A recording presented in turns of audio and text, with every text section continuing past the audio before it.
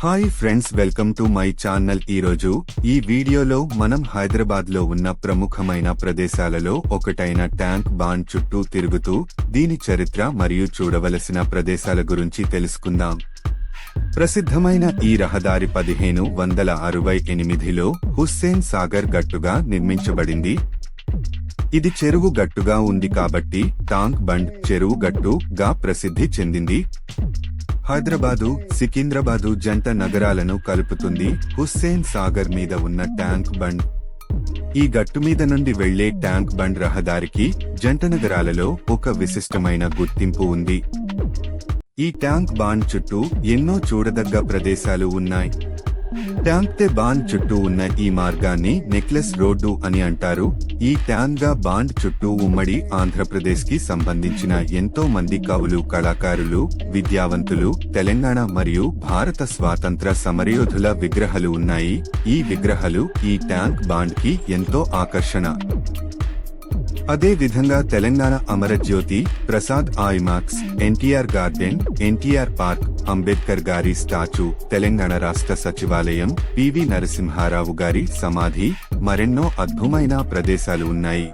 హైదరాబాద్ అనగానే మనకు గుర్తుకు వచ్చే బుద్ధిని విగ్రహం కూడా ఈ హుస్సేన్ సాగర్ మధ్యలో ఉంది. ట్యాంక్ బండ్ చరిత్ర హుస్సేన్ సాగర్ సరస్సుతో ముడిపడి ఉంది. దీనిని క్రీ.సెట్ 1762లో కుతుబ్ షాహీ రాజులలో ఒకరైన ఇబ్రహీం కులీ కుతుబ్ షా నిర్మించారు. ఈ చెరువు మూసీ నది నీటిని నిల్వ చేయడానికి, నగరానికి నీటిని సరఫరా చేయడానికి ఒక ఆనకట్టగా పనిచేసింది. తరువాత ఈ ఆనకట్టను విస్తరించి హైదరాబాద్ మరియు సికింద్రాబాద్ ను కలిపే రహదారిగా అభివృద్ధి చేశారు. దీనిని ప్రస్తుతం ట్యాంక్ బండ్ అంటారు. 24 చదరపు కిలోమీటర్ల విస్తీర్ణం, 32 అడుగుల లోతుతో చెరువు ఉండేది.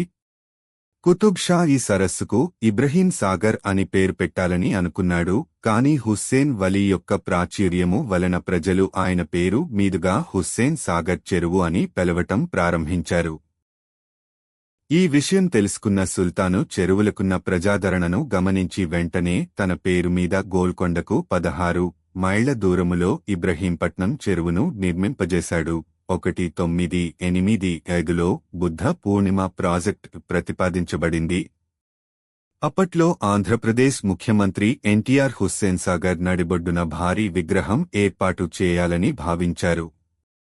శిల్పులు యాదాద్రి భువనగిరి జిల్లా, భువనగిరి మండలం, రాయగిరి సమీపంలోని వెంకటేశ్వర గుట్టలో అనువైన రాయి ఉందని గుర్తించారు. రాయిని తొలిచే పని 1985లో ప్రారంభమైంది.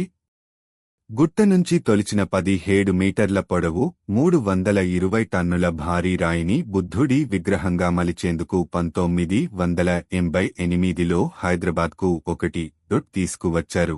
ప్రముఖ శిల్పి గణపతి సత్పతి ఆధ్వర్యంలో 40 మంది శిల్పులు బుద్ధుడి విగ్రహానికి రూపం ఇచ్చారు. గ్రానైట్తో చేయబడిన బుద్ధుని శిల్పం చేయడానికి 200 మంది శిల్పులు 2 సంవత్సరాలు పనిచేశారు.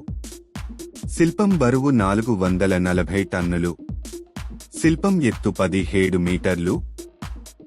బుద్ధుని శిల్పం 1992లో హుస్సేన్ సాగర్లో జిబ్రాల్టర్ రాక్ అనబడే రాతిపైన స్థాపించబడింది. అప్పటి నుంచి అదే విగ్రహం హుస్సేన్ సాగర్ నగరం మొత్తానికి ప్రత్యేక ఆకర్షణగా నిలుస్తోంది. ఈ రాయిని తరలించినందుకు గుర్తుగా రాయగిరి వెంకటేశ్వర స్వామి దేవాలయాన్ని అభివృద్ధి చేశారు. 1983లో సీఎం అయ్యాక ఎన్టీఆర్ పలుమార్లు అమెరికా వెళ్లి వచ్చారు. అక్కడ స్టాట్యూ ఆఫ్ లిబర్టీని చూశారు. అమెరికా అంటే వైట్ హౌస్ తో పాటు ఇది టక్కున గుర్తుకు వస్తుంది. అంత సుందరంగా ఉంటుంది. మరి అలానే మన దగ్గర కూడా ఓ ఐకానిక్ స్టాట్యూ ఉండాలని రామారావు గారు భావించారు. ఈ క్రమంలోనే చర్చలు జరిపి సత్యాన్వేషి, శాంతికి మారుపేరైన బుద్ధుడి విగ్రహాన్ని ఏర్పాటు చేయాలని నిర్ణయించారు. ఇక్కడ ఎన్నో తెలుగు సినిమా షూటింగ్లు జరిగాయి. నగరవాసులని ఆహ్లాదపరిచేందుకు హుస్సేన్ సాగర్